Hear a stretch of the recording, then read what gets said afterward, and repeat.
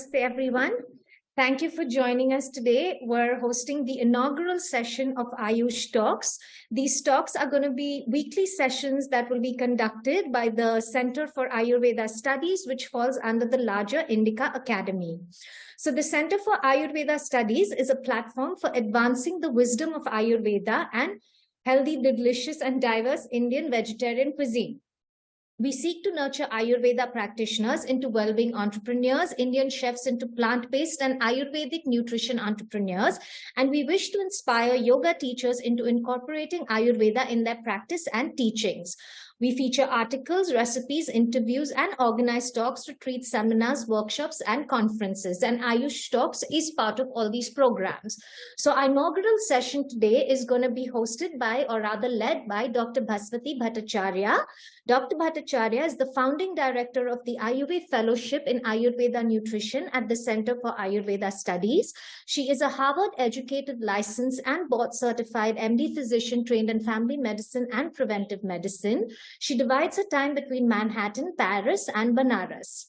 Dr. Bhattacharya is at present the clinical assistant professor in the Department of Medicine at the Weill Cornell Medical College in New York, and she has been affiliated with the New York Presbyterian Hospital in different capacities since 1988. She is a senior Fulbright scholar, an awarded educator, best-selling author, and published scientist, also trained in pharmacology and neuroscience.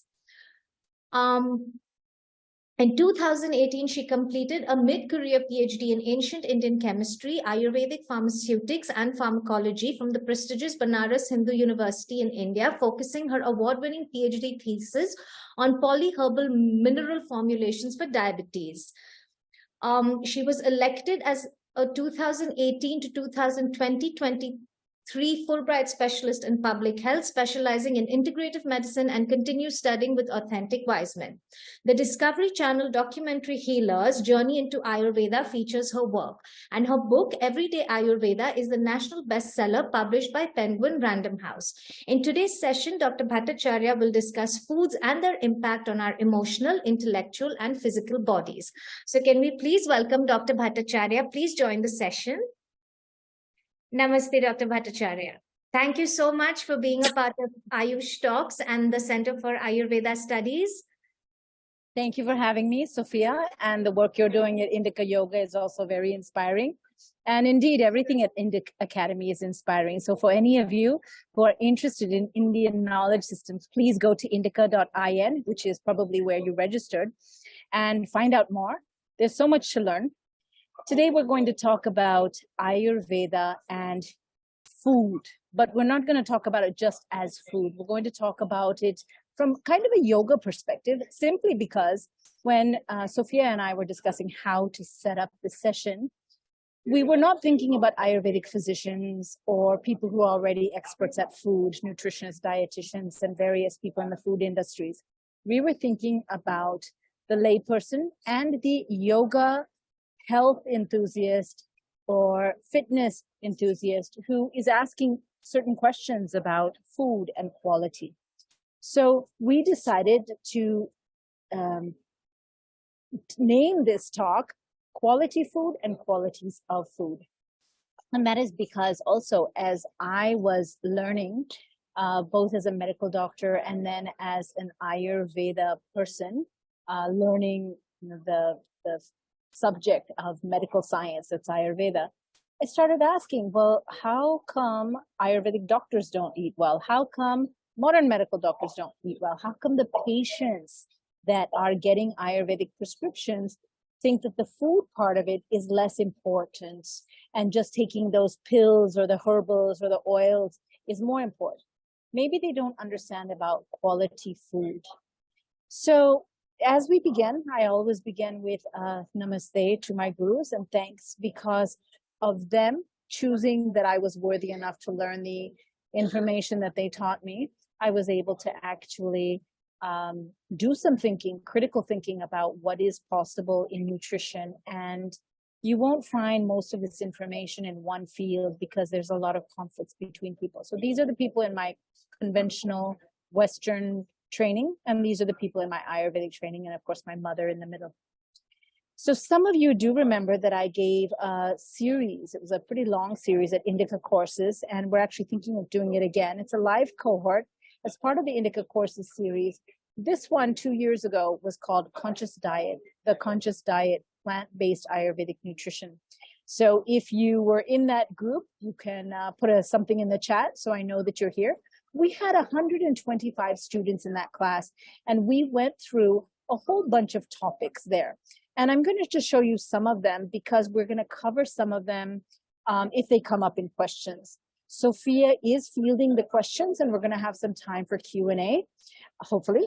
And the overview of that course was, what are the qualities in foods? We defined quality foods. We talked about plant-based nutrition, what is not plant-based, and we did some interesting polls in the group. And what we found is that most people actually do not understand what plant-based nutrition is. They do not understand what vegetarian means. Some people think they know what veg and non-veg mean, but actually there are a lot of different definitions. And we moved into how Ayurveda perceives food and nutrition. And we came up with these terms, which I will also introduce today: Ayurvedic ahara, anna, bhojana, patya, apatya, hita, ahita, and kala bhojana. And in the conscious diet side of the course, we talked about the yoga, what are foods and what are food groups, not only according to Ayurveda, but according to the way that energetics looks at the foods. And so that was an overview of the course. And I'm happy to take questions from that as well. But what we're going to talk about today is food and quality of food and qualities in food, and what quality food means, because you know that in advertisements and various restaurants, they say, oh, come and eat quality food. How do you decide what quality food is? So I asked a basic question, definition. What is food quality and what are qualities in foods? Do you define, if someone says, well, what are the qualities? What are the gunas, or what are the, I guess guna is the best word. We can also use sattva, but what are the gunas in food? Most people will say, oh, well, how do you mean? You mean by taste? Well, the quality is that it's acidic, or it's sour, or it's sweet, or it's bitter, or it's salty. Any of you who know Ayurveda know that I'm doing these out of order. In order, it's sweet, sour, salty, pungent, bitter, astringent. These are the 6 different qualities or tastes. Does rasa mean taste? It's a mistranslation. Rasa actually refers to the entire experience of food, where you have learned to taste that food and what impression was given to you around that food, so that when you taste the food again, you have a particular impression or judgment about that food. So the better word would be something closer to flavor. And so that includes the actual physical sensation, but also up in your brain what happens. And so the quality of the food might be for you something that's bad food, good food, or in terms of the qualities you think of taste. So they may not even be those 6 that I mentioned. They may be something else. Like you might say, well, I don't know what pungent is, but I know what mirch. Mirch is a Hindi word that means hot, spicy. And in the West, they will say spicy. And so in India, spicy can mean cumin, coriander, but in America, anything that puts a bite in the food, it can be even hot, black pepper, much less hot pepper. That's called spicy. So these qualities by taste have different words. If you're in Japan, they'll say umami. Umami is a taste that is something like a astringent and a pungent. And in the neuroscience world, they talk about the glutamate receptor being stimulated. And so that's what taste is in those cultures that understand umami. If you go in to ask someone else and say, well, how do you define qualities in food? Someone may say, oh, you mean by carbohydrates, fats, and proteins? Those are called macromolecules. Macromolecules are considered to be the biochemical foundation of foods, and modern medicine, naturopathy, nutrition, like certified nutritionists, as well as dietitians, will talk about the basic fat, carbohydrate, and protein, as though the energy, if you take a particular food and you burn it in a closed oven so you can capture all the energy in there, that energy, 8 calories, 4 calories, 6 calories, those are going to tell you how nutritious or how energetic the food is. After they discovered carbohydrates, fats, and proteins, they also came up with vitamins, minerals, and a couple of other micromolecules, which are sometimes called trace elements. So someone might say, oh yeah, that's how we define the qualities in the food.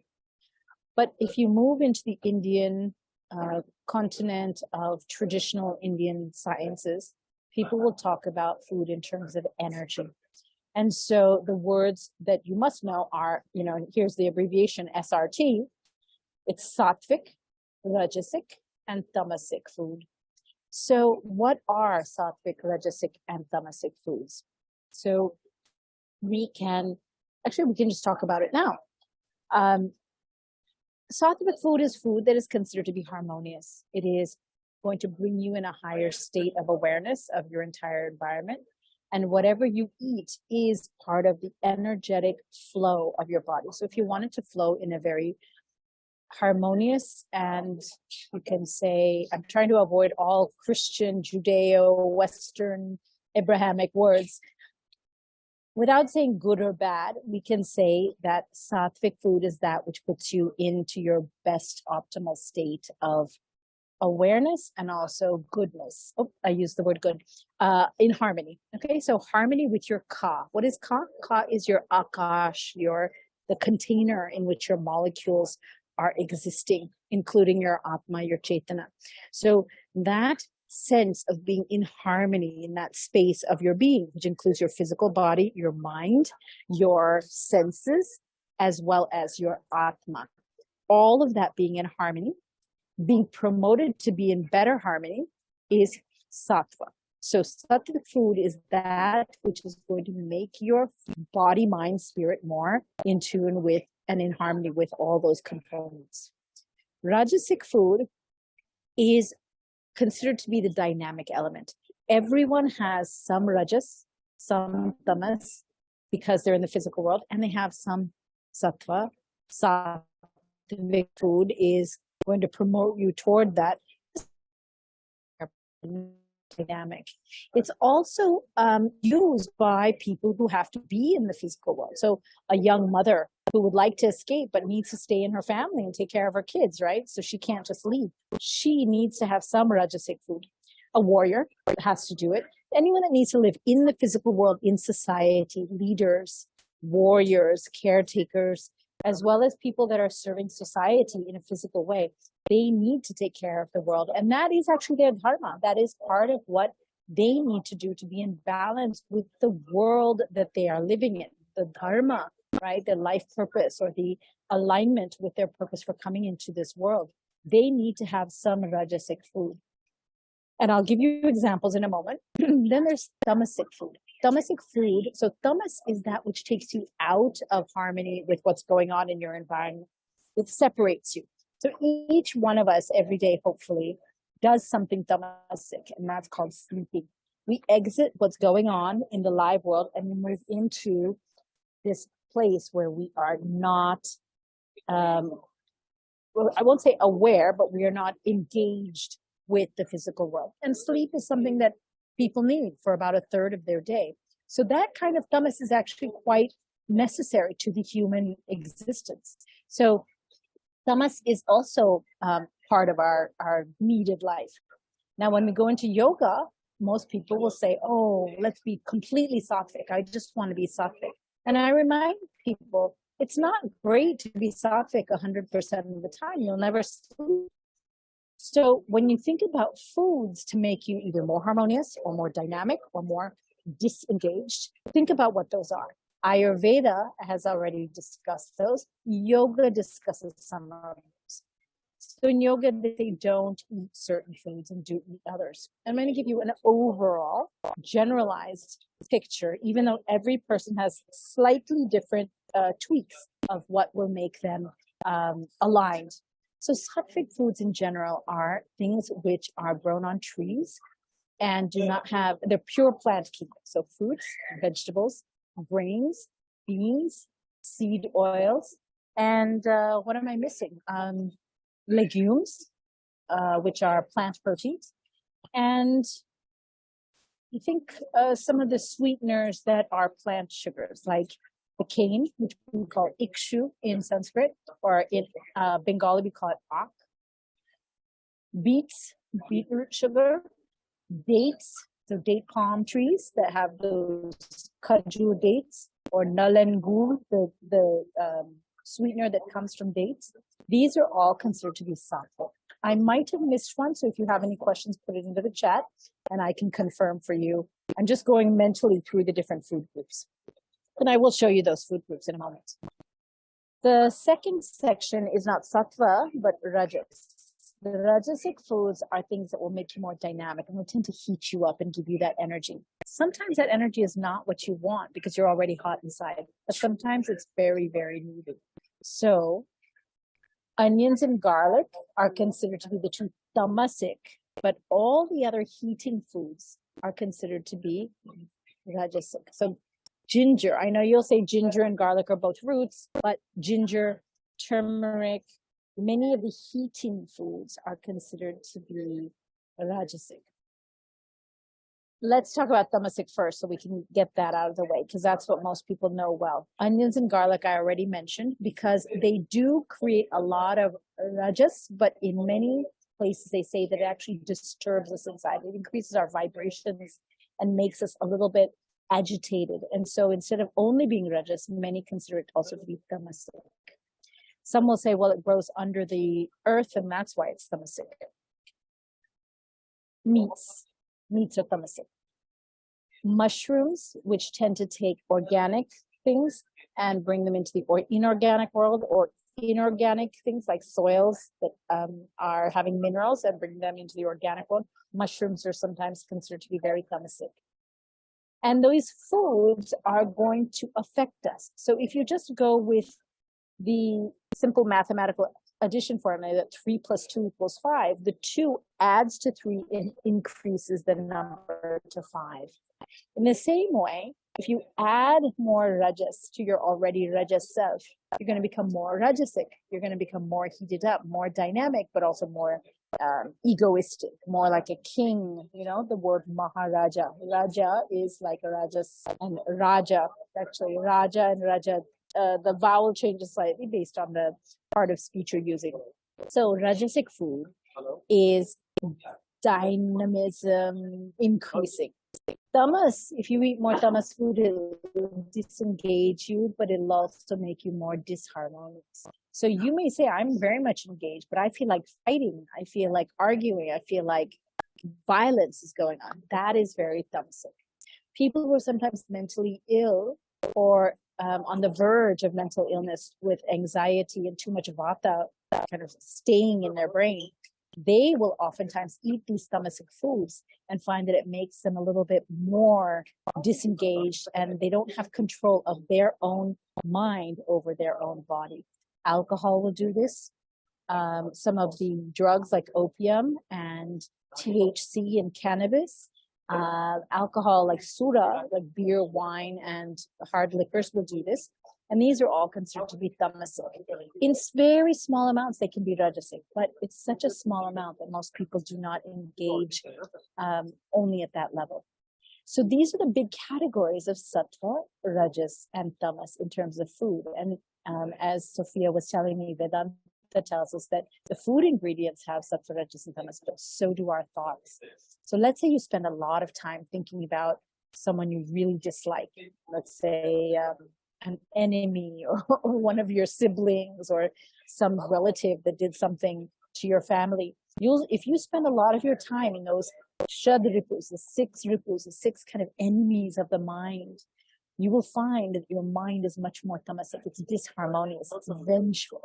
So those 6 are, let's see, I guess I'll start with lobha and moha, matsya, kama, krodha, dvesha, and of course I'm missing the last one. Maybe someone can put it in the chat.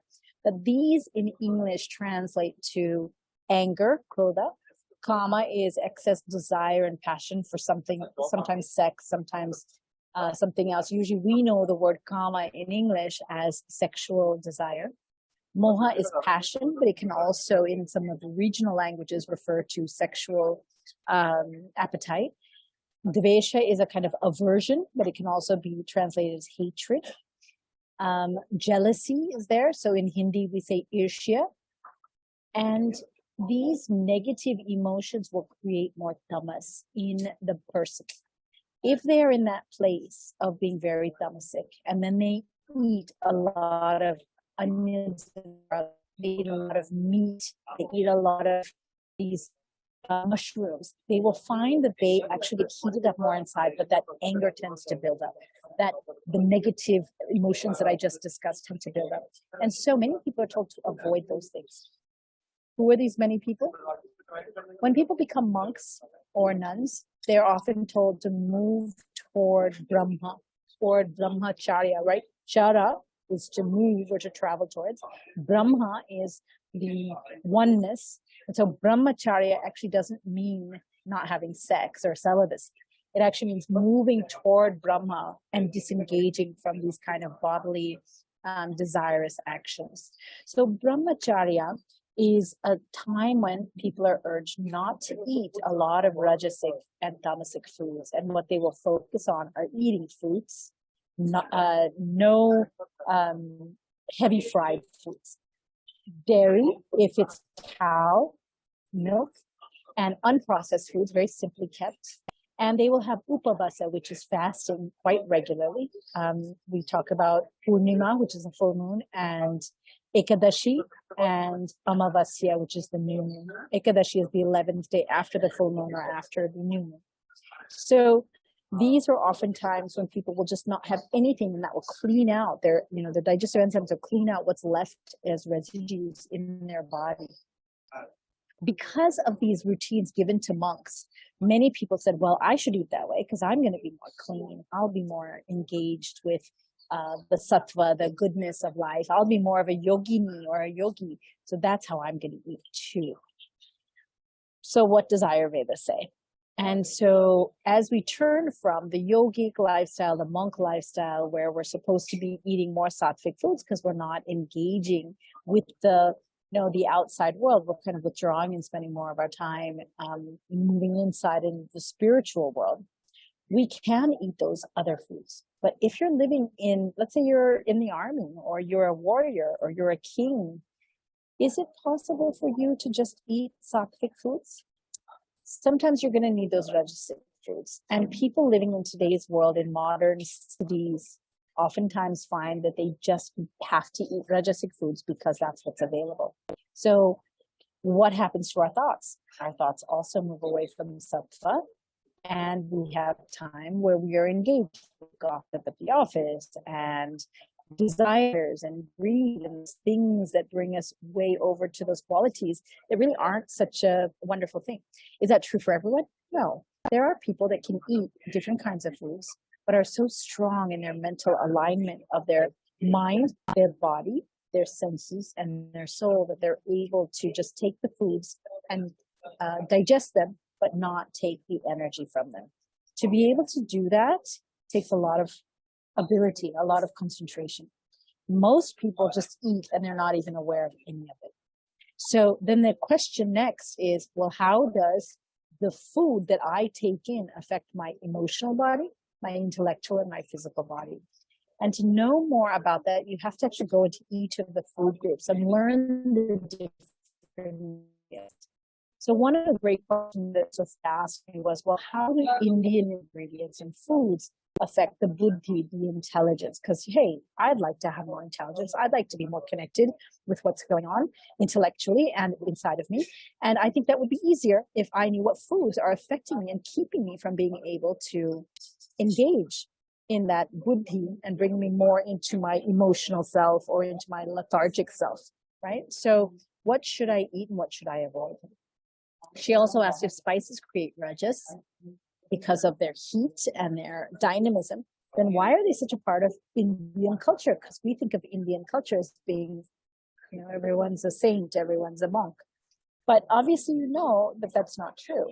Just in terms of spices, we know that some spices were brought from different parts of Akhand Bharat. So they're not all from the Malabar coast, where, you know, the black pepper comes from, and many of the very nice species of different spices. The best species of many different spices grow all throughout India and Akan Bharat, which went from Afghanistan through the Indian subcontinent, down and around to Indian islands, Indonesia, and around to Cambodia. So a lot of these Indonesian islands and Southeast Asia have ingredients that we've incorporated into Indian food, but they came much long after many of the philosophies were already developed by the Indian philosophical systems, such as the Upanishads, the Puranas, the Vedanta, and even Ayurveda,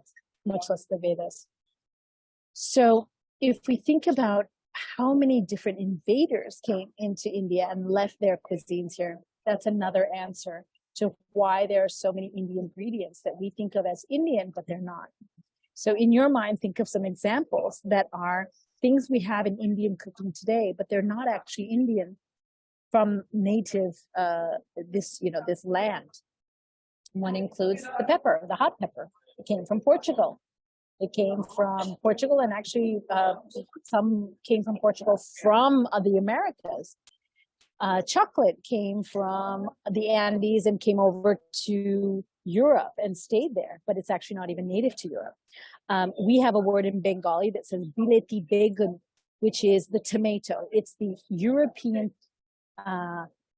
bileti begun. It's a European eggplant, but it's the tomato. Tomatoes are not native to the Indian subcontinent. So most of the peppers and tomatoes that we see in today's Indian cuisine are actually not even about India and native Indian knowledge systems. So we have to think about all of these different phases that have affected Indian cooking. And remember that these are not part of the yogic system of evolution that we have had. The question that's listed next that you can see on the slides is, what is the role of meat and non-veg? And first, I want to say that when people say non-veg, they think they're talking about meat, but non-veg actually means that which is not a vegetable. So if you're eating chocolate and potato chips and macaroni and cheese for dinner, you might say, well, that's veg. There's no vegetable there. So vegetarian means an emphasis on plant-based foods that include the vegetables, the grains, the plant-based proteins. If you are using things in your cuisine that are not plant-based, then you can say, well, that's non-vegetable based.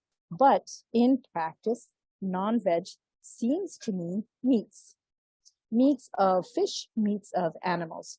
Four-legged animals, two-legged animals, large animals, small animals. And there's an entire chapter in Ayurveda about it. And when I say that, people say, what?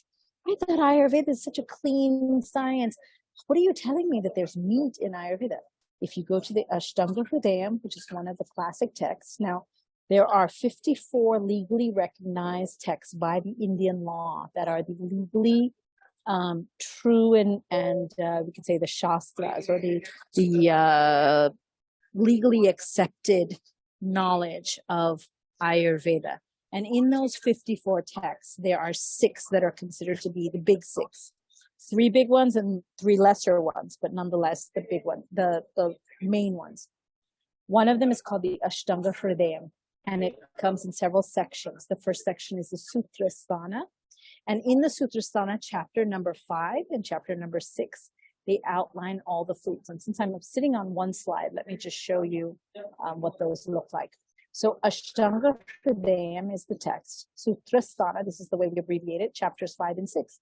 We start out first with water, and then we move to the different milks of plants, and then 8 animals. And then we talk about cow milk and how that evolves. And so we talk about cow milk, cow yogurt, and how to actually make ghee. We talk about sugar cane from ikshu, which is the cane plant, and also some of the others, like I mentioned before, dates and beets. We talk about honey as its own entity, but remember, honey is not vegetarian. It is the digestive, you can say, saliva that has been vomited out from the mouth of the bee. and collected into the beehive. So it's a upchuck of the honeybee. So many people that are strictly vegan will not take honey. There are different oils, usually from seeds, alcohols that are fermentation products, and medicinal use of urines. We can talk about that. You know, Indians tend to find it easier to talk about because we had a president that used to use auto urine therapy, but usually Westerners don't like talking about it. And then we have cereals and grains, pulses and legumes, which are the plant-based proteins, cooked combinations that are considered to be great. And then here's the meats that I was talking about. So meats are certainly part of Ayurveda for medicinal purposes. Vegetables, fruits, salts, and then herbs like tulsi or amalaki or some of the hingu, which is a resin, ginger, which I mentioned before. These are all considered part of the medicinal herb foods. So these are all ways in which we take these different Ayurvedic components and put them into context. So how does the way we prepare our food connect our guts with our deeper selves? That is where we talk about the qualities of foods and then the quality that translates to us. So if you naturally have negative thoughts, just observe what your diet contains. And if you have many of those foods that tend to have a lot of tamas, then it's possible that if you shift away from eating as much onions and garlic, shift away from eating meats, or grow your own meats, kill your own meats, clean your own meats, and then consume them. That is one way to take in meats and really gain compassion, because now you've taken a life and consumed it and understood the cycle of life. That wisdom that comes will naturally change the way people are conscious about meats if they eat them. And so Ayurveda has prescriptions for people to take you can say the chemical, physical part, but also the energetic part of every type of food and use it for your body's growth and benefit. And Ayurveda is very, very utilitarian. It says, if this works, do it. If you are completely emaciated after COVID or after some surgery and you need to build up your body, the best way to build up the muscle of your body is to have clean meat, animal meat. Ayurveda says that, and it actually prescribes it for many diseases. There are many ways to get that meat and different types and different seasons to eat those meats. But it absolutely says that you should be eating those if you want to build up your body. You can have as many sattvic foods as you want, but you are not going to be able to build up what your body needs unless you take in certain herbs or certain foods that will build up the mamsa, which is the Sanskrit word for the flesh of the body. So I wanted to start with these three words, as I said I would. These three words are the words that you need to understand around food that tells you about the philosophy that Ayurveda uses. Ayurveda talks about, first, I'll start with anna, because anna, even though many think of it as rice and grain, it means that which you take in, that which is nourishment that you take in. So if you're eating uncle chips, potato chips, which are, I don't know, not even potatoes, they're like some kind of potato product or starch that's shaped up into potato chip looking things and fried in some kind of unknown oil, that is not a really nutritious food. So that's not anna. Anna is that which has nutriments that your body can use. So that is anna. Ahara, which is another word for food. Ah is a long A. Ahara is that not only which is nourishing, but anything that's nourishing. So it can be food that is ahara, but if you take in love, if you take in a really good liquid, or if you take in something with any of your five senses, you see something really wonderful that's nourishing. You hear some music that's very, very pleasant for the heart and healing for you. All of those things are helping your body. It's helping your mind and your body and your senses and your soul to come together. And so all of that is ahara. The word hara means to give away. Ahara means to take in, to not give away, but to take in. So when we take things into our body, That's ahara. It can also mean cigarettes, it can mean booze, it can mean anything else that you take in. So that's ahara. Bhojan is the last word here. In Sanskrit, we would call it bhojana because most things do not end in a consonant. They end with a little vowel at the end. Bhojana is a meal. And that meal is what you put together. It's those 6 tastes that we talked about. It's all those different components of plant-based protein, as well as a grain, as well as some vegetables. It is making sure that the 6 tastes, sweet, sour, salty, bitter, pungent, and astringent are in there, but also things that you love. Things that you really enjoy are called swadu. And without that swad, without that desire to eat, your brain is not going to get triggered by what you see or smell. Say, I'm so hungry, I want to eat that. Let me send some digestive enzymes to be released down in the gut. If you're constantly eating because you're supposed to, but you're not really hungry for it, many people don't even gain weight properly. They don't gain muscle. But if they have that swad, that desire to eat, that what we can call as ruchi, interest in the food, then they will actually gain in being able to not only gain weight, but gain that needed component to make your body strong.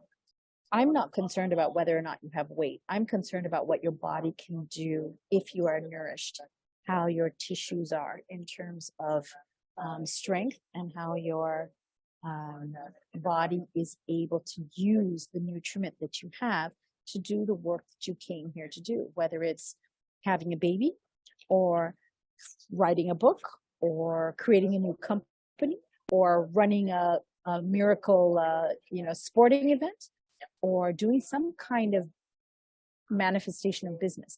You need to have the energy to do that. And that is what Ayurveda tells you to focus on, so that you have the food that you should eat should correlate with the energy that you need to focus on that purpose that you have for living. A couple of other terms that I want to make sure that you understand. One is the combination of patya, apatya. Patya is that which takes you on your path to wellness. Apatya is that which is not so good for your path of being healthy and strong. It will slowly decay what you have taken in, and it will slowly decay your body, because your body will say, I don't know how to use this. It's not good for me. It's not nutriment for me. And apatya is that which is just plain bad for you. So it's all those things that you not eating on time, staying hungry and not feeding yourself, overeating, right? It's so common in the West that if a little is good, more is better. So you just fill yourself completely. You don't leave air in your stomach after you eat some food and some drink. You don't leave that extra space in there. Having old food, having rotten food, having leftover food, having frozen food, having preserved food, all of those things are apatya, not good for you. So patya foods are really, really important for people that are trying to heal from serious diseases. If you have really bad skin problems, that's a sign that your gut is not clean and your liver is not clean. It's not about your skin. You can put as much stuff on your skin as you want. You need to heal your gut and what you're eating. Patya foods are important for these people. If you have chronic gut problems, yes, you need to focus on patya foods. And there's a whole science on each of those foods and how you can figure out a diet for yourself after you do all these calculations of what is your gut like, what is your appetite like, what are your bowel movements like, what kind of cravings do you have, what kind of emotions do you feel after you eat? Are you very, very unsettled? After you eat, do you tend to be either overwhelmed, or do you tend to get angry? Do you lose your temper? These are all emotional lability, which corresponds to you not being grounded. Your food should be grounding you. If you eat and you feel fatigued, you feel you need to sleep right after you eat, there's a problem. You should have a little bit of your energy required to digest your food, but not so much that you need to sleep. So that's patya, apatya. Hita ahita is about being wholesome. So if you have an overall wholesome life, if you take everything you've done in the last 12 months and say, yes, I accomplished a lot of things and my body is stronger, better, healthier, right, than it was before. That might mean gaining weight. That might mean losing weight. That might mean keeping your weight. But Did you have a wholesome life? Are you happier? Are you smiling inside? Are you happy with yourself? Do you love yourself? Do you feel that you care for yourself? That wholesomeness is hita, and ahita is the opposite. You didn't care for yourself. Kala bhojanam is the last term that I want to talk about, and that is kala. It's not just kala, the time, but it's knowing how to program the time and the place and everything you do around setting up eating. So it's the who, what, when, where, why, how of eating. If you can understand these things, and this is the who, what, when, why, how, you can understand what metabolic risks tend to come up. And most Ayurvedic doctors are pretty sure that one of the biggest reasons that people have problems with their weight, they get things like metabolic syndrome, diabetes, hypertension, heart disease, is because they're doing their kala bhojanam wrong or not aligned with their own bodies. They're tending to eat much more rajasic and tamasic foods, and so the fire in their body is not under the kind of modulation that it should be. I know we're already close to finishing, so I want to just run you through a few slides that many of you will already know if you did take the conscious diet class with me, or you're part of Dinacharya master classes, or you've seen any of the talks that Indica has put on YouTube of previous work that I've done as part of either Ayurveda or the Center for Ayurveda Studies. Here, actually, maybe before I show you this, I should show you some of the books, but I'll go ahead. This is about categorizing of different kinds of ahara. So Ayurveda says in every meal, you should not just have those 6 tastes that I talked about, but you should have 4 ways of eating. You should have something you eat, something you drink, something you lick. So think about the achars and the chutneys that every Indian meal has. And you should have something that you chew. So if you eat a lot of things like soft rice, that's just going to be put in your mouth and you can almost swallow it. You need to have something that you chew that you actually need your dentation, your teeth for. They also talk about different types of cooking. So there's 7 types of that. They talk about different, we can say, components of what the food will do to you. So it'll bring you a life force, jivana, or it'll build up your tissues, brahmana, or it will scrape away residues, lekana. It will break up either hard old poop in your gut, or it'll break up stones that might start forming, or foods that you ate that need to be broken up, vedana. It will pull parts of your body together that need to be, and it will dissolve parts. So dissolving is the vedana, and sanhanya is the pulling together. And dipana. Dipana means to kindle, or not increase, but kindle your fire so that you're able to digest very, very optimally to your body type. So as you learn different parts of Ayurveda, you have to learn all of these. So when some Ayurvedic practitioner puts together a food diet for you, they really need to incorporate these parts into what you tell them about your own lifestyle.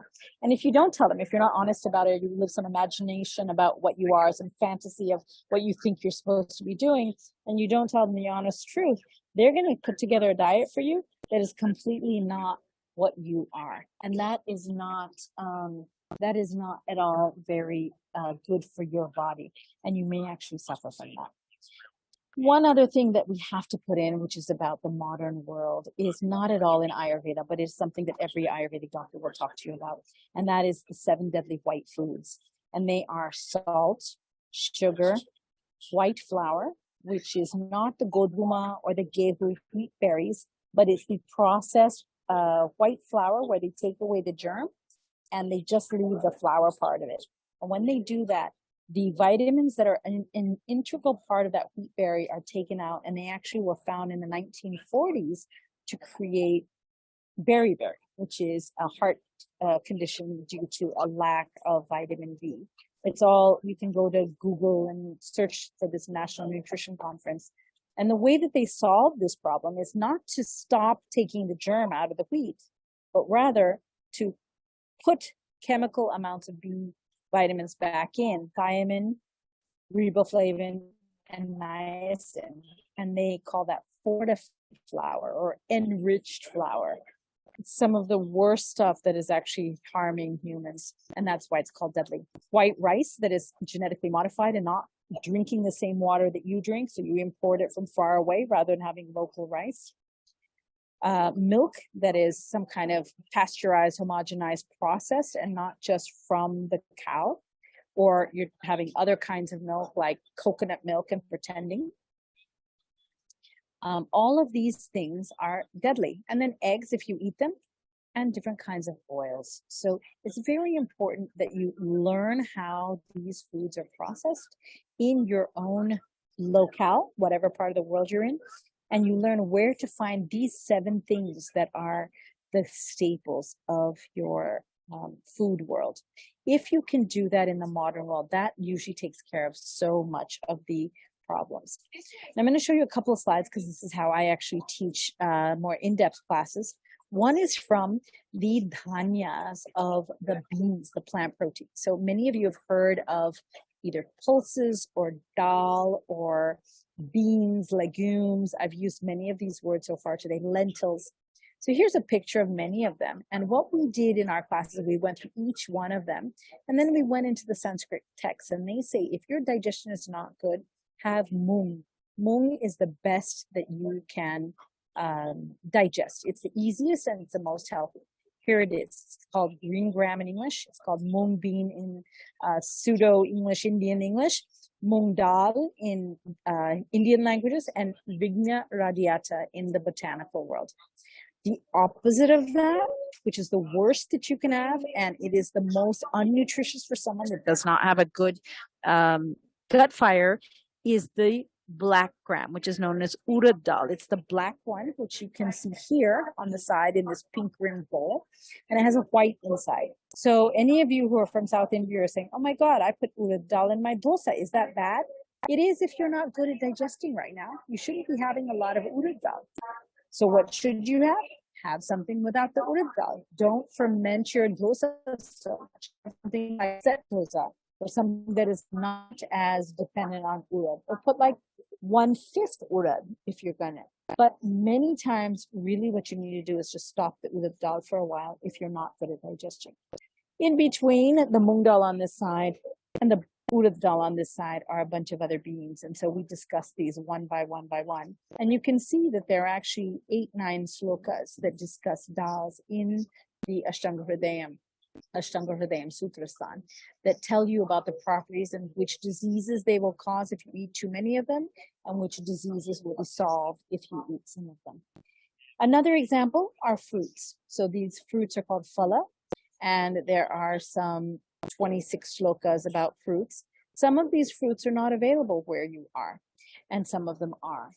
But overall, what they say is that the best fruits to have for, like, in general, are pomegranates, grapes, and almonds and walnuts. So almonds you'll think of as a nut, but they're actually technically a fruit. And if you are in a part of the world where you can get actual coconut, that's very good. The problem is that if you are sitting in the middle of Toronto and you're getting coconut flown in from Kerala, it goes through irradiation and it goes through all kinds of chemical processing. That processing negates everything that's written in the Shastras about these foods. And that is one of the biggest problems that I have with Ayurvedic doctors who come from India to another land and try to counsel people about foods, but they don't realize that those foods are highly processed and highly, altered, right? So with that, I'm going to answer some of the questions. And then if we have questions that are specifically related to some of these other slides, I will go into them. So the first question that I saw that was first asked was, what does food affect emotions, or do emotions affect food choices? And it's actually interrelated. So yes, there are foods that will affect your emotions. Think about someone that drinks a ton of whiskey before they eat. You know, I don't know if whiskey is a food, but it's something that's ingested, and it will affect people. If people eat a lot of food that's very, very gassy, like cabbage or cauliflower or peas, or even very fried foods, they are not being digested because the gut fire is not strong enough to take it. And those foods will then give gas, and people will get very frustrated. Sometimes they get very sad. Sometimes they retreat from society because they're having all this gas. They don't feel the energy to partake in the activities, and then it affects their emotions. For some people, they just get up and they're just angry because their gut is so hot. You will see this in little kids. They will eat a food that they are not able to digest, and over time they will develop an allergy to it. And when they develop that allergy, they will try in their nonverbal way to indicate to their parents or whoever's feeding them, I don't like this food. It's not making me happy. And you'll see them throw tantrums. And parents, I mean, these days we don't have parents learning how to be parents very well because they're not living in multi-generational households where their grandparents would teach them. And so they do all kinds of things that they read in some book. And their kid is shouting and screaming at them that they don't want this food, and they're force feeding their kids. And what you see is that kids get food aversion. Sometimes they become anorexic or bulimic when they're in adolescence. They use food as a power thing to make their parents angry, to get back at them because their parents have fed them something that inflamed them, right? When you have inflammation in your gut, that's inflamed child because they're not getting fed properly. So yes, food does affect their emotions, and in children you can see the reaction. The opposite question from Kiran Bhatia is, do emotions affect food? Yes, emotions do affect what you're going to choose. So if you're feeling very, very sad, and the way your mother dealt with your sadness is she would feed you cake and ice cream, then you'll find yourself going for cake and ice cream.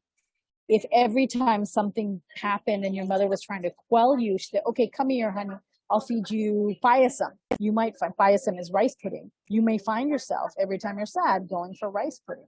So these are connected, and it's the entire cycle of your mouth giving a signal to your brain, going around your emotions and bringing down a signal to your digestive system that is so important for you to understand that everything is related. Modern medicine is just discovering this. And so sometimes I get, a little bit sharp, and I say that modern medicine can be very infantile about food, because just 50 years ago, they were saying that food has nothing to do with your disease. And so people were eating whatever they wanted, and we saw what happened in society. So yes, do remember that food affects emotions, and the way that you eat foods, the processing of the foods, as well as the combinations do affect it. There's another question about what category does egg fall in? Eggs are hatched by chickens, right? I mean, they're chicken eggs, I'm assuming, or duck eggs. So it's poultry, and poultry eggs are considered part of the meat kingdom. They're a bird, so they are part of the meat kingdom. And so some people will classify them as proteins and meats.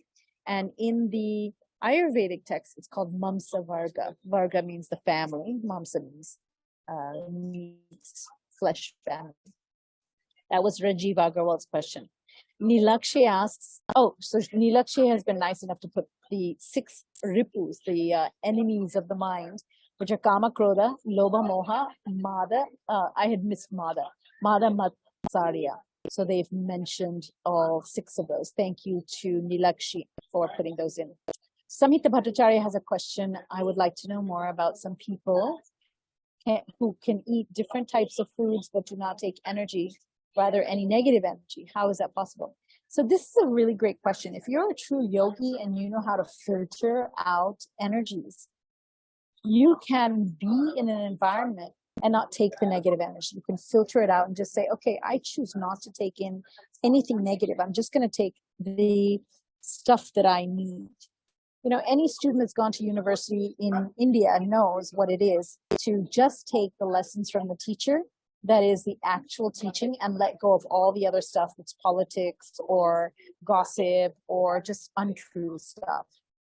And when they learn to do that, what are they doing? They are seeding, right? They're filtering out what they need. You can do the same thing when you eat, if you learn how to do it. To do that, you have to be very much in touch from your mind to your gut. And people have asked me, how do I start doing that?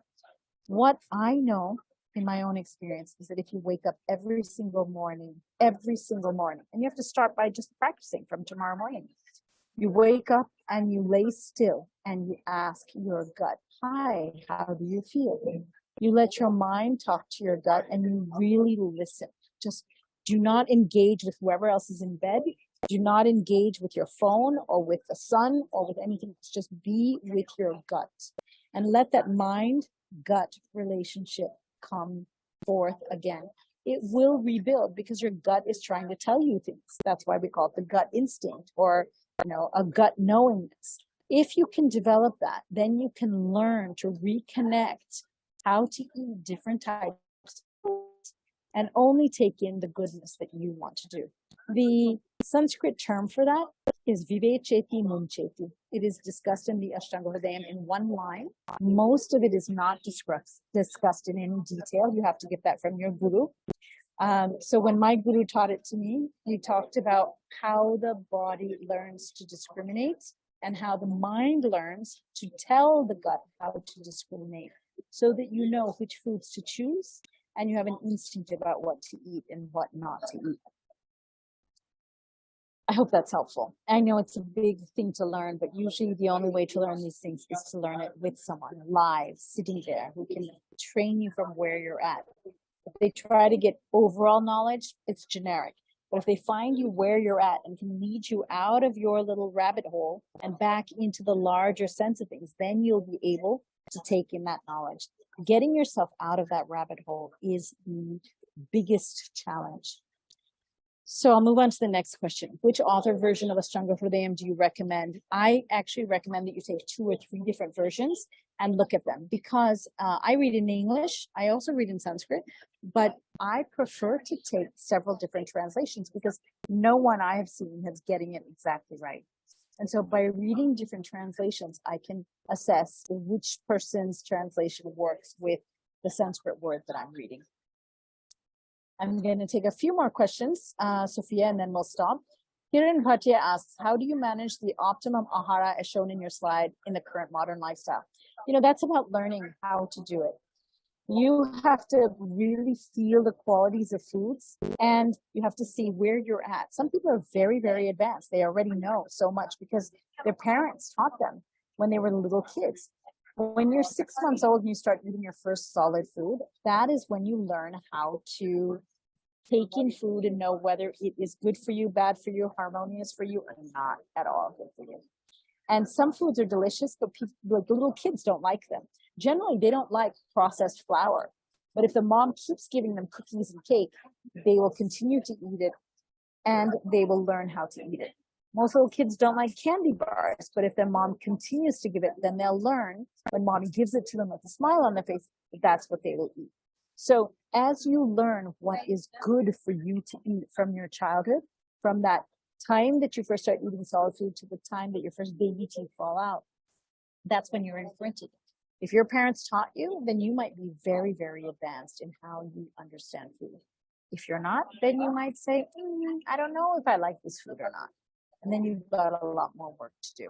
Then you can, once you figure out what those foods really are like for you and what they do to you and whether or not it works for you, then you can start building what's your optimum ahara for you. Most everyone can figure out how to sit quietly, where to sit, how not to have the phone or computer or TV on. But most people don't do it. They engage in all kinds of nonsense, even though they know they shouldn't be eating that way. There are some people that don't even know that they should eat quietly. Then that's their first step. So Kala Bhojanam is generally something that I start with when I teach people how to eat. Next question. Gosh, there's so many questions coming in. I really appreciate that you guys have so many questions. I'll just take a couple more because we're at the end of our hour. And one is, let's see, does chanting or singing while cooking affect the quality of food? Yes, it does. In fact, many people will put a picture of Annapurna, the goddess of Anna, and making you full or pure from it. Annapurna, they'll put a picture of her or a little statue of her in their kitchen, light a little fire in front of it, and pray to her as they make food, saying, may this food be nourishing for everyone that I feed. In addition to having her there, if you chant and sing in a positive way, with not like heavy metal, right? You know, some of those songs are like, oh, da, da, da, da, I hate my so and so and so. Those kind of songs are not great for food cooking. But if you're chanting bhajans, if you're chanting Sanskrit mantras as you cook, yes, the vibration of that does go into food and it does affect it. I found that it affects not just food, but also medicines. So that was a great question for the person that asked that. One more question. Let me just see. Oh gosh, there's so many good questions. Thank you all for these wonderful questions. I'm going to take a question on oils from Neela Govindaraj. Generally on oils, aren't coconut oil, sesame oil good? So good is one of those like Christian Judaic terms. What oil is good for you is what you grew up with. There are people that grew up on mustard oil like myself, and it's great for them. There are people that grew up on sesame oil and they can actually consume it. But in general, sesame oil is sharp and it cuts through tissue and breaks it down. So it is not recommended to be eaten in large amounts, except when there's a lot of phlegm in the body, which is December and January. That's why we have til, which is the sesame seed, chikki and biscuits and all kinds of laddus and things in around the time of Makar Sankranti, because that is the one time when we have enough phlegm in our body that we can take the sharpness of sesame oil and use it. If you grew up in Kerala, you can have kera. Kera is coconut. If you grew up in a part of the world where there is no coconut oil, maybe don't have that. If you're in the West, what should you do? Think about what you grew up with. Many people grew up with either lard or olive oil or some kind of natural seed oil.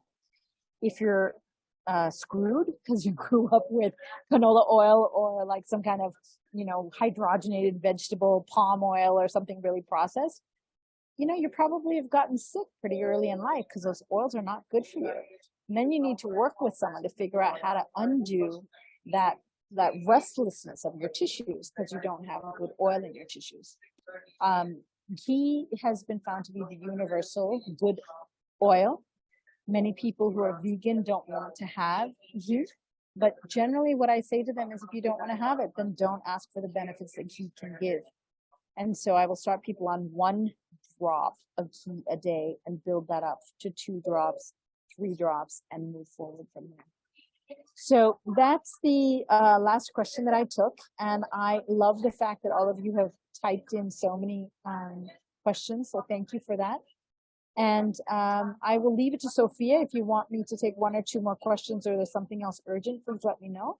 Otherwise, I will say thank you for listening. And please do listen to some of the other lectures from the Indica series that are online. I have several that I have done for different vertical groups in the Indica family. Or you can just go on YouTube and see some of my lectures from the Bhattacharya masterclasses. Thank you for having me, Sophia. Namaste to you and Dr. to everyone. Bhattacharya, you can take 1 or 2 questions more because we do have some very good questions. So we're fine because I know that you're pressed for time. You're at an airport, so it's totally up to you. Yes. Do you have any particular questions that you saw me kind of flipping through the questions? But I saw quite a few. There's great. The last one actually about probiotic foods, because there's a lot of this thing about curd and, you know, eating probiotic foods, I think is a great question. Maybe we can combine a few questions. I don't see the question, but let me talk a little bit about probiotics. So probiotics are those foods that are considered to have live bio, which is bacteria basically, in the foods. And every culture on this planet has some kind of probiotic food that's part of its, every old culture, every ancient culture. So it can be kimchi from Korea. It can be sauerkraut, which is fermented cabbage from Eastern Europe. It can be curd, which is cow yogurt or sheep yogurt. In Greece, it's sheep yogurt. In other places, goat yogurt. In India, it's generally cow yogurt. We have the dosa, which is rice, which is fermented with a little bit of urad dal. We have, that's not just dosa, but it's also idli and uttapam and various South Indian foods. We have kanji, which is in East India, it is a fermented rice that has been fermenting overnight in an earthen pot. We have achar, which some people mistranslate as pickle, but it is the taking of spices and various really good digestives and putting them with a particular fruit like a raw mango, or a vegetable, or a citrus like a lime or lemon, and making a fermented food out of it, and then just having this much, like the length of your finger maximum, that much on your plate. So Indian cuisines, and when I say Indian cuisines, there's not just one, there's at least 30 different types of Indian cuisines. They all have some kind of fermented food in them. Why? Because probiotics are understood to be very beneficial. There's a chapter in a book called the Madhava Nidan. It's one of those 6 books I mentioned. And it talks about krimi. And when it was translated by the British, who wanted everything to be in English, they said krimi meant parasites. And the reason for that was that back about 100 years ago, they thought that the gut was completely clean and had no bacteria if the person was healthy. Like it would be pristine clean, just like they thought the bottom of the ocean was full of sand. And then they discovered that there are these mountain ranges and there's these volcanoes at the bottom of the ocean. Well, there's also live bacteria living in your gut. In fact, there's 10 times more bacteria on your body than there are human cells. So when they discovered that, they called it the gut microbiome, and they started studying it. This is from like 2005. But before that, they thought that the gut was completely sterile. And so the way that they translated the word krimi from these ancient textbooks was parasite. But if you go back and you actually read it, what they are pointing to is that we have bacteria in our gut, and we must take the real estate that they occupy and make sure they are healthy enough that some bag of bacteria doesn't come in and displace that real estate. How to do that? Have a regular dose of that bacteria every day. So we talked about the lactobacilli and the firmicutes, and there's so many different like families or species types of good bacteria. If you go to the probiotic food that you grew up with your particular culture, that is the right one for you. So for me to go and have urad dal and dosa every day is not right for me because I grew up in Bengal. I'm really good with curd, cow yogurt made from cow milk, and then ghee made from that yogurt, not from the malai, but from the yogurt.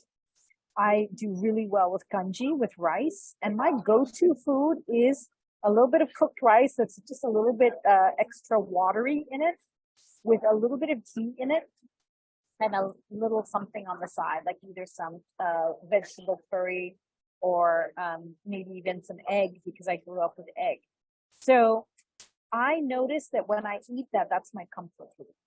I do not find hamburgers or chicken noodle soup or pierogies or sushi as my comfort food because I grew up a certain way. So you have to see what you grew up with and what probiotics were in your childhood. There are some people that say, I grew up with macaroni and cheese. My mother fed me McDonald's every day. Like that was our way that we grew up. I ate fast foods. So then you have to think about what kind of bacteria you had and whether or not you're healthy. If you're healthy, there's something that you were having that was probiotic. You just have to think about what it was. So probiotics are those bacteria naturally occurring in foods, and there are many. There are so many different types of dishes. So that's why we can't give a general answer. What's right for me is not right for Sophia, and what's right for Sophia is not right for you. There's another question here right above that says, when is the next conscious food class? How can we join online? And thanks to Kiran for that question. We were just discussing Hari Kiran, who I don't know if he's here yet. Hari Kiran is actually stuck in an office with some work, in a government office actually. So I don't know if he's written to you, but I think he's not available. So Hari was going to come in and talk for a bit. He's the founder of Indic Academy, and he has asked me to redo the conscious food class. So the same one that I showed you on the one of the first slides, which is called the conscious diet, plant-based Ayurvedic nutrition. We're going to redo that class sometime. So we're just going to schedule it. And many of you, if you've been in that class, know Miss Dimple. So she will be with us. Otherwise, Sophia will be with us, and we will run the class. Again, we'll cover the same information, but obviously it'll be slightly different based on who the students are. Last time we had 125 people, and if any of you want to take it again, I welcome you back. And I also have a book coming out on foods that'll be out in the next, well, let's see when the publisher gets it out. But I've had a lot of fun writing it. It's about practical aspects to bringing routines into your life, including food and lifestyle. And we'll see how you guys like that book compared to the Dinacharya book that was called Everyday Ayurveda. Any other questions that you saw? Sophia? I have a question actually. May I ask? It's about the pulses. So things like black chana, moong, is it better to have it at least a little bit boiled, or do we just soak it in water? And once it's absorbed the water, like 12 hours, can they be eaten raw? Which is better, or does that depend on the dosha? It does depend on the dosha. If you have a lot of fire, you might be able to have some moong, but generally it's very heaty. They're very heated, because think of the fire that it takes to go from a seed to sprout up, right? So if you just soak the dal and then just eat it like that, like a seed, it's going to be a little bit heating for you. So that's why they say you should first take, so I'll say for moong, you should take it and you should just toast it on a dry pan, and then add some water to it, and then let it boil until it's mushy. That's how to make moong dal.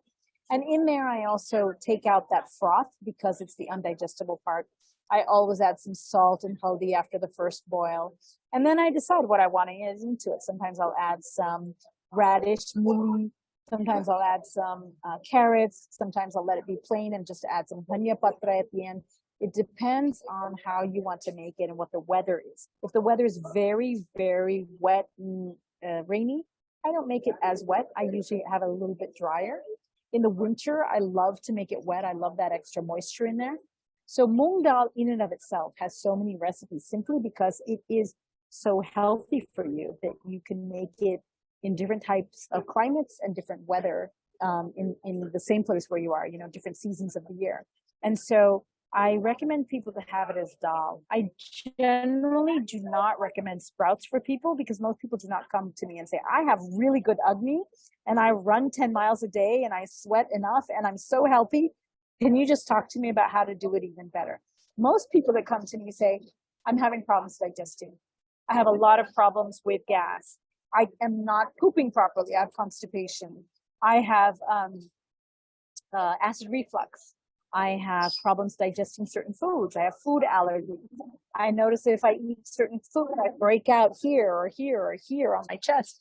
Those are the kinds of complaints I get as a physician. And so I really emphasize people to not have all those other dals. And I really emphasize that they should eat things that are easy to digest. The Shastras say that the easiest things to digest for us all of the beans is moong dal. And that's why I recommend it. But not as a sprout, because a sprout is going to give you heat that you're not going to be able to transfer into fire. Remember, heat is different from fire. Heat is just vibration. There's a Hindi word, chanchal, right? So the chanchalatva is what you get when you have heat. It's just vibration of molecules. Agni is the transformation. It's a focused transformation where it takes something here and it digests it and it transforms it into nutriment that you can actually take into your cells and use as molecules. They're different things. Thank you so much. Clear? It was. Thank you. That really helps because the moongs, I have a very, I try to eat a lot because also Pitta dosha. So I was told that moong is very good for me. And black. But if you're Pitta dosha, wait 1 second. If you're Pitta dosha, don't be having a lot of sprouts. Okay. Don't be having moong sprouts or alfalfa sprouts or, all these bean sprouts because you're adding heat to your body. You don't want to add heat. What you want to do is add fire.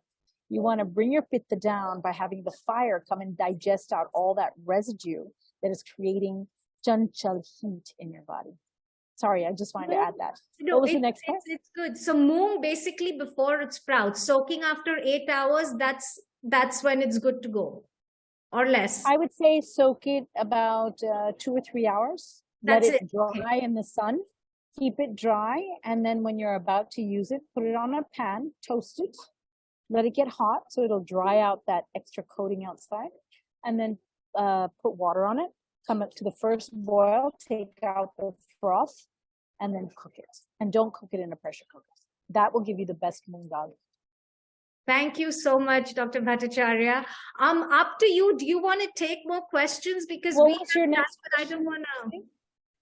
I had just asked about black chana, whether we can have again just soaked, or does it need to be boiled, or better to eat raw? Because I know I mean, I'm not sure how good raw food. Ayurveda generally does not tell you to take the pulses raw.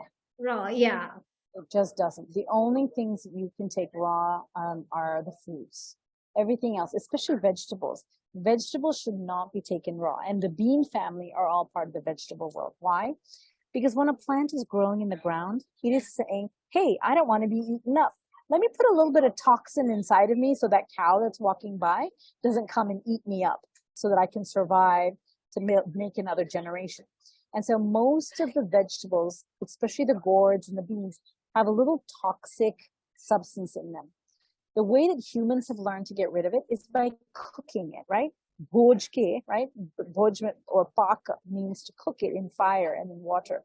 That's what gets rid of that little toxin. And they found that, hey, if we do it this way, it'll get rid of this toxin. If we add turmeric, it'll get rid of the toxin. If we add cumin, which is a digestive. So these recipes that have come up in Ayurveda are because they realize that there are toxins in these vegetables. When people go eating these raw, number one, you have to have the fire to digest that toxin. If you cannot digest that toxin, it becomes poison for you. If you're very good, and the best way to do is to exercise every day.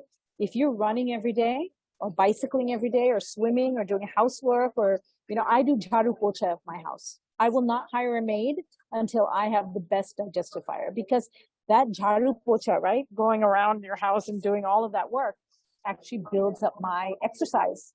And that's what I need in order to be able to digest all those toxins. So I rarely eat vegetables raw. And when I have salads, it's just so rare that I have salads, especially in those times when I'm traveling a lot, when my vata is high, or when I am in a place where, I can easily not get enough sleep, or I have a lot of work to do. My mind is racing through projects and projects. I know I need to eat things that are cooked and that help my fire to digest them. Thank you so much, Dr. Bhattacharya, for so patiently answering all our questions. I really feel bad because we have so many questions, but maybe you guys can also email the questions to us, and maybe we can forward them to Dr. Bhattacharya. Would that be okay? Then we can go through some of the questions. Yeah, why don't you do that? And maybe what we'll do, you're going to post this up on YouTube. Maybe what I'll do is I'll take the question and I'll put Q, and then I'll put the answer there. And that way all of you can enjoy it. Because I know several people have already asked for the link to this. And that's true. These sessions are recorded because someone even asked the question, and they will be available on the Indica Yoga website. They will be available on the Indica Yoga YouTube channel, and they will be available on our social media as well. So please watch again, share, and you can always come back to this video for all the wonderful information that Dr. Bhattacharya has so kindly shared with us today. Thank you so much. I hope this was useful. I know it was a little bit piecemeal for those of you who are Ayurvedic physicians who are saying, why didn't she talk about this? Why didn't she mention that? There are so many interesting things in the Ayurvedic food world. I do want to say, though, that Ayurveda is one of the only sciences that really has it together. I can use foods to help people heal from all kinds of diseases, which I can't do with my modern medicine toolbox. And the way that I can use the gunas of foods to complement the medicines that I'm giving them and the lifestyle. Like for some people, I will tell them, I need you to walk every day, or I need you to have sex every day, or I need you to hold the hand of your partner and go for a walk every day. These are ways of lowering the pitta. And for people who have pitta aggravation, I can't just give them food and medicine. I need lifestyle interventions. The way that Ayurveda integrates ahara, vihara, oshadhi. Ahara is food, vihara is lifestyle, oshadhi is medicines like the pills that we take. The way that it does it is so elegant and so sophisticated that there are people that come out of disease states that just can't do it using allopathic medicine. And that is why, as an allopathic doctor, I went back and got that Ayurvedic training so that I can use this. And I'm just fascinated by how well it actually works. So if I forgot to say something that you really wanted me to say, please put it in the chat. We'll have it up on YouTube at some point soon. And if it's very urgent, then please write to Sophia and she will collect some of these questions. Sophia, I hope that you'll gather these questions that are here on this list. And we're going to ask Koti ji, would that be possible? Sorry, Sophia. All of the Q&A that have been asked, would it be possible to gather those questions after this session? Yeah, sure. I will. So can you please send that as data? So there we go. We'll have the questions as well as the people asking it. So we'll make sure you get your answers. Thank you so much, Koti ji. Thank you. Great. Dr. Bhattacharya, before we end this session, any last advice for everyone watching and for everyone who will watch later? Well, since everyone is an individual and Ayurveda individualizes, I'll just say that become conscious of what you're eating. The first step to get someone like me to help you is to know what you're doing right now, honestly. And if you notice that you think you do one thing, but you watch yourself and you do something else, I used to put a mirror in front of me, like lean it against the wall and watch myself and eat with myself. And I would watch how I chew, how much I chew, and I would just watch my own company. Do I talk a lot? Am I on the phone? Do I tend to be watching something visually, like the cars going by outside in the window? What am I doing when I'm eating? Am I paying attention to the food that's right here? Am I smelling it before I put it in my mouth? Sometimes people get sick and they say, yeah, I noticed it smelled kind of funny. And I said, well, why did you eat it then? Well, I was in a hurry, so I just ate it.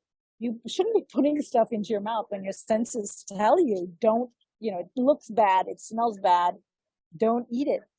People need to become much more conscious of their food. And if I give people one rule, well, this is the rule I give to my Western clients. I say you can eat whatever you want with one rule, because they're very afraid that Ayurvedic doctors are going to, limit them. I say, find out when that food that you're about to eat was last connected to the earth, either as a living plant or a living animal.